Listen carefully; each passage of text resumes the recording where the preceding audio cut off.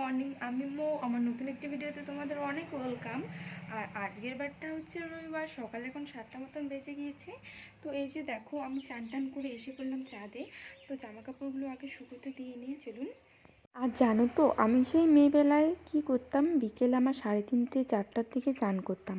আর এখন দেখো, বিয়ের পর সেই চান করতে হয় 6:30 7টার মধ্যেই চান সেরে নিতে হয়।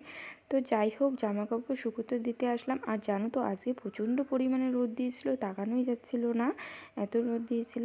যাই হোক, জামা কাপড়গুলো শুকিয়ে যাবে। আর চলুন, তোমাদের সবাইকে আমি একটা জিনিস দেখাচ্ছি। ও, এই সিজনে আমাদের বাড়ির ছাদের উপরে কত গাঁদা ফুল গাছ দিয়েছে। দেখো, এটা পুরোটা ভর্তি হয়েছে গাঁদা ফুলে, আরও আছে। তো এইখানটায় কিছু অল্প আছে, মাঝখানটায় ফাঁকা। আর এইটাতে দেখো সম্পূর্ণটা গাঁদা ফুল হয়ে গিয়েছে। আর শুধু এটা একটা তিল গাছ হয়েছে। আর এখানটাও দেখো। তো তোমাদের আরও একটা জিনিস দেখাচ্ছি, দাঁড়াও। এই যে দেখো, এখানে একটা তিল গাছ হয়েছে ছোটো মোটো। আর এখানে দেখো তিলও হয়েছে, কি সুন্দর। এই যে, আর এই যে আরেকটি ফুল আসছে, মনে হয় আরও হবে। এই যে ছাদের থেকে নেমে এসে পড়লাম ঘরে। তো এখন মুখে ক্রিম দিয়ে নিব, চুল আঁচড়িয়ে সিঁদুর টিঁদুর পরে ঠাকুরকে দিতে যাব। এই যে আমার নিজের কাজটা সেরে এসে পড়লাম ঠাকুর ঘরে। তো এসেই আগে ঠাকুর ঘরটা মুছে নিলাম। আর এদিকে দেখো, বাবা সকাল সকাল কতগুলো ফুল নিয়ে এসেছে। তো আজকে জবা ফুল বেশি পায়নি, শুধু এই যে পঞ্চজবা দুটো পেয়েছে।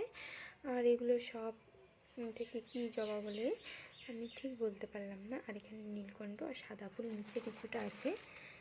তো চলুন পুজোটা দিয়ে নিই। আর যখন না অনেক ফুল থাকে, তখন যেন পুজো দিতে মজাটাই আলাদা লাগে, কত ভালো লাগে।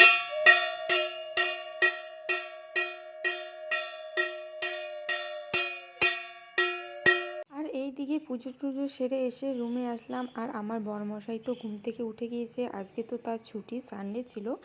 তো প্রতিদিন অবশ্য সেই হচ্ছে বিছানাটা গুছিয়ে নেয়। তো আজকে বাথরুমে গেলেও আর দেরি করে উঠেছে, সেজন্য আর বিছানাও গুছাতে হয় নাই। আর আমার যেহেতু পুজো দেওয়াও হয়ে গিয়েছিল, তো তাই ভাবলাম যে এখন বিছানাটা গুছিয়ে তারপরেই রান্নার কাজে লেগে যাব। তো ঝটপট করে চলুন বিছানাটাকেও গুছিয়ে নিই। আমার বিছানা গুছানো হয়ে গিয়েছে। আর এদিকে এসে দেখছি যে বরমশাই তার অফিসের কাজ করছে। আর মা আজকে চাটা বানিয়েছে, তো তাই বলল চা খাবে। তো আমি চাটা নিয়ে এসে ওকে দিয়ে দিলাম। আর মা কি খাবে সেগুলোও বের করে দিলাম। তারপর ভাতটা বসিয়ে দিলাম। তো আমার দেখতে পাচ্ছ প্রায় ভাতটা অনেকটাই হয়ে গিয়েছিল। আর এদিকে পটল ভাজা, করলা ভাজা আর হচ্ছে মিষ্টি কুমড়ো ভাজা করব। আর এই যে 2 রকম মাংস আনবে, তো মাংসের জন্য সেগুলোও কেটে রেখেছিলাম, পেঁয়াজ রসুন আলু। আর এদিকে দেখো, আমার হচ্ছে ভাজাভাজি করছিলাম। আমার বর মাংস নিয়ে এসে তো আমাকে হচ্ছে পেঁয়াজ রসুন কেটে দিচ্ছিলো। তো প্রথমে ভাবলাম চিকেনটা রান্না করব, তারপরে মটন রান্না করব।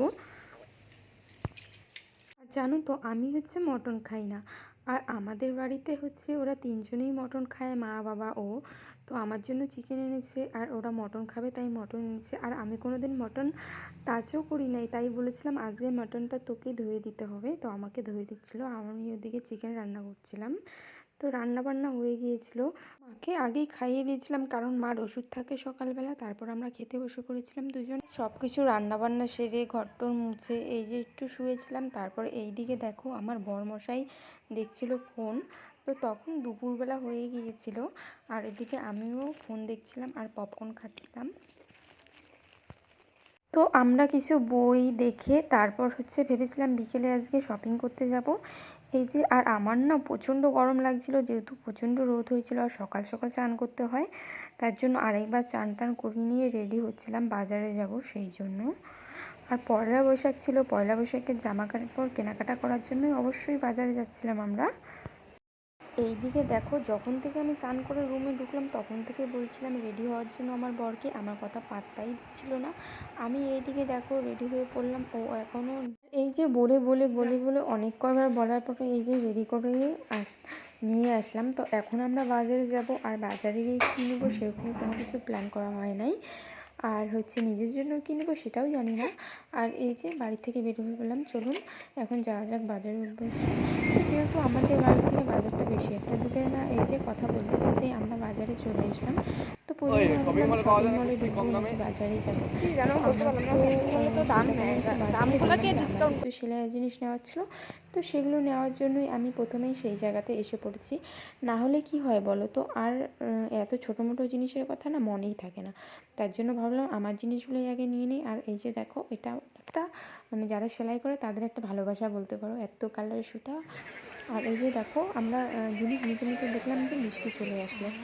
তো এইভাবেই আর কি কী করা যায়, শপিংটা করা যাবে, দেখা যাক কত কী করা যায়। তো এই যে বাজারের ভিতরে ঢুকে পড়লাম।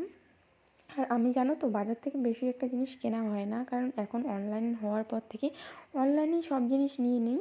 তো এখন থেকে আমার মনে হচ্ছে ট্রাই করতে হবে, মানে বাজারে গিয়ে শপিং করতে হবে। তো এই যে বাজারের ভিতরে ঢুকে পড়লাম। আর দেখো, বৃষ্টি হয়েছিল বললাম না, বৃষ্টি পড়েছিল, দেখো প্রচণ্ড বৃষ্টি পড়েছিল। যেহেতু প্লাস্টিক দেওয়া থাকে উপরে, তাই বেশি একটা পড়ে নাই, দেখা যাচ্ছে না। তারপর এই যে এখানে দেখো সেলের কুর্তি দিয়েছিল, তো সেখানে গিয়েও হচ্ছে দেখলাম আমরা। তো পছন্দ হয়নি সেরকম একটা, তাই আর নেওয়া হলো না। তারপর আরেক দোকানে এসে দেখছিলাম, আর দেখতেই পাচ্ছ যে আমার শরীরটা ভিজে গিয়েছিলো যেহেতু বৃষ্টি পড়ছিল। আর হচ্ছে ওখানে কুর্তির কালারগুলো আমার ভালোই পছন্দ হচ্ছিলো। তারপরে হচ্ছে যা যা নেওয়া ছিল নিয়ে এসে পড়লাম কিছু খাওয়ার জন্য।